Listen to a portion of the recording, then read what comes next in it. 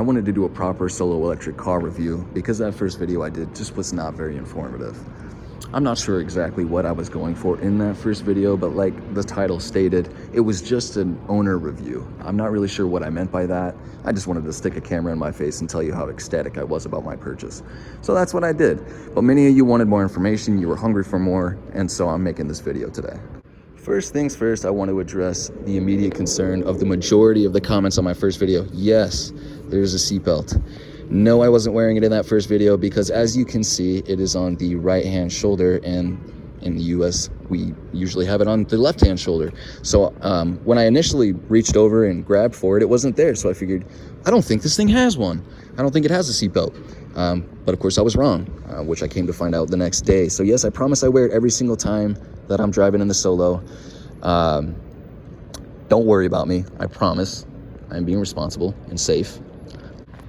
This being technically a three-wheeled motorcycle, I do not, here in the state of Arizona, have to wear a motorcycle's helmet. However, this is considered a motorcycle, and I do have a motorcycle license plate, which I will show you. Pretty fancy. I've never really seen a blue skies plate on a motorcycle. I thought that was neat. Looks really good on the bread. Nice contrast to it. There are no airbags in the Solo electric car. However, there are things like a halo roll bar here, which is nice. This little visor warning is here. No anti-lock brakes, no traction or stability control, no airbags, and it is not crash tested. However, it has torque limiting stability control and also front and rear crumple zones. As you would imagine, this is much safer, at least in my opinion, than your traditional motorcycle as you are completely caged in. It also has air conditioning, which is quite the feature if you're a trike rider looking for some sort of relief from the heat. The vehicle will not bother you if you don't have your seatbelt on while you're driving, but it does have an indicator light. I had a couple of people asking that, so I figured I'd address that. Solo also has power disc brakes alongside running headlights. I believe the running headlights are due to where actually Electromechanica is out of, which is Canada, and it is a requirement that vehicles have running headlights. I could be mistaken on that, but I believe that is why. Let's take a look at what brights look like. And when you turn on those brights, it drops that middle light and just has the left and right light to guide the way. And just a quick look at those rear lights. Also can see the charging port here, which is hidden underneath here under the license plate. This opens up right there. Not bad.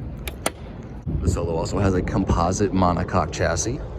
Right, one more thing I didn't even bring up in that first video was the frunk. Just a little latch release there on that hood. And what we have in here isn't really much of a frunk. We have a fix-a-flat here, can of it. Just in case we get a flat, we can fill it up with fix-a-flat and roll on back to the Electromechanica temporary repair facility. That way, of course, they can fix your tire for you. They had let me know, there's probably nobody else that has the size tires that are required for this vehicle. That being, of course, Nankang's AS-1s. These are 135-70R15s, 70T, just FYI. But they were just saying, probably not likely that anybody's carrying those, so you're gonna wanna use the fix-a-flat to make it back to their repair facility, and they can help you out from there. Real quick, there is that back tire for you. Also Nankang, 215-40R16 86V XL. How about that? That's an XL version. Wouldn't you know it? Going back underneath the hood, I really don't know what anything here is besides this, which is windshield washing fluid. I think we're all familiar with that. I think these might just be cooling liquids for the battery, radiator, AC, etc., etc. Not always the most mechanically inclined, but bear with me. And closing it up, nice hydraulic little piston system there, and dropping the hood. Don't really have to be far up. Seals right up. Really nice. Speaking of windshield wiper fluid, here is our single windshield wiper. Works very nicely. I'm not gonna operate it because I got it all squeaky clean for you, and I don't wanna smudge it up. I assure you it works though, and here is the jet. Nice double-sided little jet. All right, I know I'm jumping around a little bit, but let's go inside. Okay, we're here in the cab of the car, the Solo, and I am 6 foot tall. I've got plenty of headspace here. Let me sit all the way up. plenty of headspace. We're looking at least 7-8 inches more space. As you can see, I've got the cabin lights that come on when you open up the doors, just like any other car. All right, and turning around the camera, we'll start her up. You gotta flick it over to the auxiliary mode. And if you try to start it up without your foot on the brake, it'll tell you, put your foot on the brake. So we do that, and it starts right up. We have a dial shifter, drive, neutral, reverse. There is no park, but there is a reverse camera. As I said, there's no park. There's only a parking brake. Disengage, engage. Let's shut the door and get some AC. It's pretty much just dormant when you get in. You just have to turn the fan up and it'll start right away. It's always defaulted to pretty much no temperature. So you gotta drag it down, get that AC rolling, and of course has heat as well. Alongside heat, it also has heated seats. I'm in Arizona, so it's usually 110 degrees outside, so I will never ever use these unless it's December, maybe for like 2-3 weeks out of the year. But it has them, regardless. I say them, it has a heated seat. If you had watched my earlier videos, you know that I had actually been driving around with inadequate AC. I had thought the Solo just had terrible AC until I finally got it serviced. You can check that out on my other video, actually my last video. And then I discovered, yeah, I just didn't have any Freon. No, rather, the compressor was completely out and they had to replace it, which they did very promptly. And we'll go into the warranty information, all that good stuff. By the way, it does have defrosters. This is what the Solo sounds like when the AC is running. Try to give you guys the full sound experience here. I won't lie, when the weather gets to be around 110 degrees and I'm driving this around and you add in the AC, it really does sound like I'm about to take off in a jet in here. So I'm not sure if it loves extreme heat like that. I would imagine it doesn't, much like our cell phones don't like extreme heat. But yeah, I just wanted to throw that in there. But keep in mind, I have been running the AC when it's 105, 110 degrees outside. Do I love to do it? No. It sounds like it's really not loving it either. Breathing really heavy when I'm doing it. You can hear it over the music you're playing in the car. So I try to stay away from it. Honestly, I don't really drive the Solo that much when it's 110, 120 degrees. Most of you guys are saying, you live in Arizona, isn't that every second of the day? No, I know that's like kind of the stereotype here. I drive, 5 to 9:30 in the morning, and then I kind of usually call it a day by then, park the Solo, and maybe I'll start driving again by 6:30 when it starts to, set the sun. I just like to stay out of the excess heat. Is it capable? Could it do it? Could it be running in peak heat hours? I have no doubts. I have no doubts it would do it. It just doesn't sound like the best way to treat the Solo, especially when you can hear 2 or 3 fans kicking on just to make up for all of said excess heat. But anyway, let's get back to the car. As you guys heard, that was the hatch popping open when you press the button. I just wanted to show you the response time behind pressing the button and how fast the hatch actually pops open. So let me press that button one more time, so you guys can see it for yourselves what it looks like. Okay, inside the trunk area of the Solo, we have what they supply is a bag with Velcro on the back that actually sticks to the back of the Solo. That's to obviously help keep things from jostling around in here. Really love that they threw that in. And also, this is my owner's manual, and of course there's a lot more documents that I keep in here than just that, but I wanted to show you how they keep the owner's manual. Here it is. It is an electronic owner's manual. To be quite honest, I've never opened it up. I've always opened it up online. But yeah, it's got this little contraption here, and I'm not exactly sure what you plug it into, but I know you plug it into something and wham bam, thank you ma'am, there it is, the owner's manual in your hand. So that's pretty neat. You're asking yourself, how big is that trunk? I can't really tell. Well, I have my longboard here. It fits just fine. Actually, I have another video on my channel in which I take a full cart of groceries and jam it into the back of the Solo, and I think you'd just be shocked at how much I get in here. It's a lot bigger than you would think. And another thing I never see brought up in any of the Solo reviews is this cab auxiliary light. I have mine set to turn on and stay on for a moment, and it'll turn off momentarily. But you can turn it off always or have it on always. There's been times where I loaded up the back of the Solo and this light was on and I wasn't really sure what was going on. I looked all over the car looking for the button, and then I realized it was the button. I feel like I'm getting into the tidbits, so let me share one with you here. If you aren't 6 foot tall and you have more room to spare, well, you're gonna end up with this little back compartment area. I don't think it's obviously the smartest place to store a crap ton of stuff. However, you do have a bit of room here. It looks like you got some important cordage and whatnot, but it doesn't look like it would be hard to avoid, and you could easily store a couple of items back here. But he also asked if the steering wheel is adjustable. It is, absolutely is. We also have hazard lights here, like any standard vehicle, and the motorized mirrors are very nice.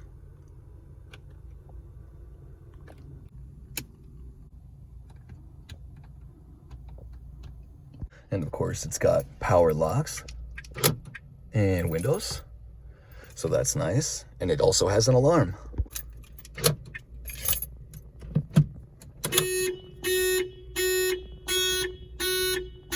So I guess that's pretty neat. Solo has these little cubbies in each door where the speakers are. And on the right-hand door, there's a cup holder. This little puppy's pretty cool. It actually adjusts to whatever drink size you have in there. It's kind of nice. A little dinky, but nice nonetheless. Here's the other side. As you can see there's the Bluetooth speaker in the top right-hand corner of the roof in the Solo. And I went off and bought me a Bracketron brand phone holder, which suction cups to the windshield. And we are getting down to the last details of the Solo. As you can see, Solo is not as safe as a car. You are at greater risk of injury or death. Solo lacks crash avoidance features such as anti-lock brakes, stability control, and traction control. Do not drive on snow and ice. Avoid large puddles and heavy rain. Solo does not meet automobile occupant protection standards. It has not been crash tested. It has no airbags. Read manual before operating. And we have a nice little mirror. No lights, but a mirror nonetheless. Last two things. The speed at which the windshield wipers go is adjusted here on this dial. Also the sprayer and the radio. It doesn't have the most exquisite sound system, but it does have tweeters and some speakers on both doors. Not bad. And then another thing I didn't really address, but you saw, was the two-door thing. There is only one person able to drive this vehicle, but it does have two doors, so you can choose which side you want to get out of. I've had that be useful when I've parked too close to a wall. I just said, screw it, and went out the other side. Somebody parked way too close to me, and instead of trying to squeeze in, I just chose the other door. It was that simple. And one more thing here in the trunk area, they have this little portion covered by carpeting, and what it hides is your tow hook.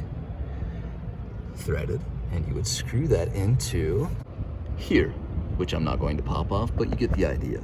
Tow hook is up in there. All right, now that we're moving in the parking garage, I wanted to give you an example of its regenerative systems. Right now, I'm not really moving downhill fast, but you can see it's getting a smidgen of energy. That's just no pedal down here, just letting it coast. And when you let off that gas, you get a real feel for how much it's regenerating. I wanted to give you guys a really good example of why double doors is an awesome idea. There's the wall. Here's the non-parking spot. Oh, look at that. Looks like there is room for one more.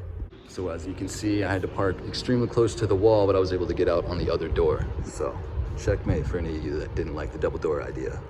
Okay, and I wanted to give a good example as far as the turn radius goes. And if I was at a house, say on the right-hand side of the road, and I needed to make a U-turn, this is what that would look like.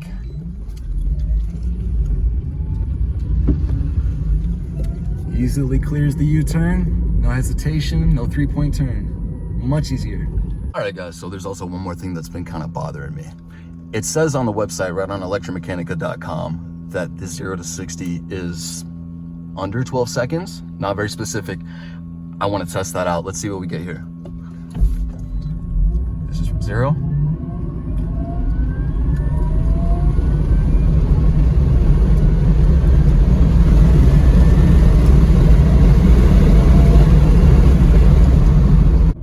honestly, that seems pretty accurate. I didn't realize how slow it actually was, 0 to 60. Maybe it's just that 0 to like 40 range that I feel has so much, you know, torque, and it gets up to that speed so fast. I figured it would be a faster 0 to 60.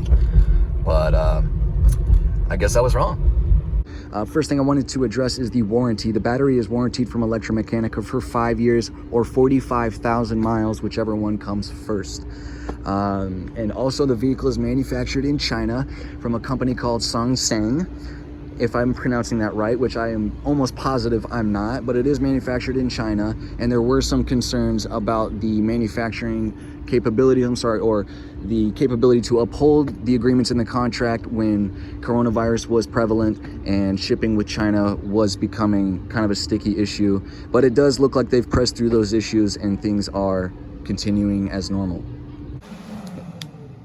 And that's what she sounds like when she gets home. Breathing pretty heavy. She's also got a 144 volt, 17.4 kilowatt per hour battery. And one more final piece of information. A lot of you guys obviously were asking about the price of the vehicle. It is listed as $18,500 plus destination fees, tags, titles, state tax, because you don't pay any of that up front. So for me, I ended up getting out probably $21,000, no more than that.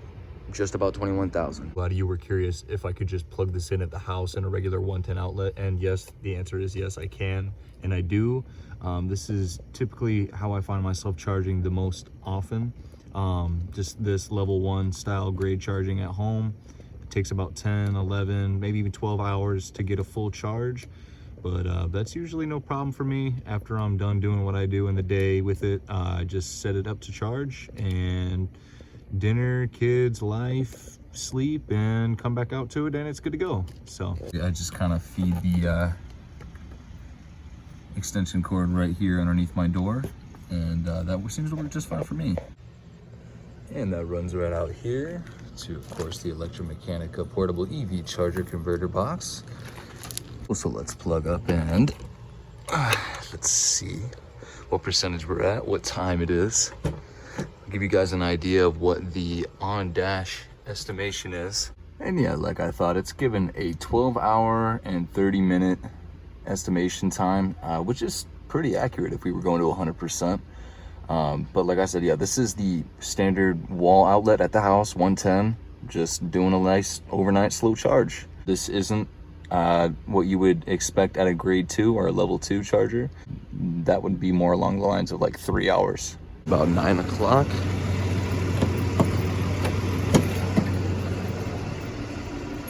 %. Since we still got an hour and 18 minutes, which sounds about right. All right, guys, and that's all I got for you today. I apologize the uploads haven't been as consistent. I'll try to change that in the future, but honestly, with the temperature being so high, I don't foresee me being able to do a whole lot in this vehicle like I want to.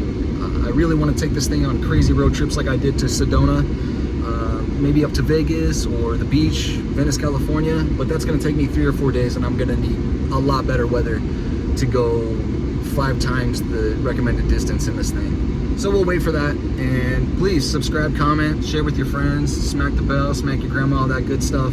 Stay tuned. I promise more videos are coming. Thanks, guys.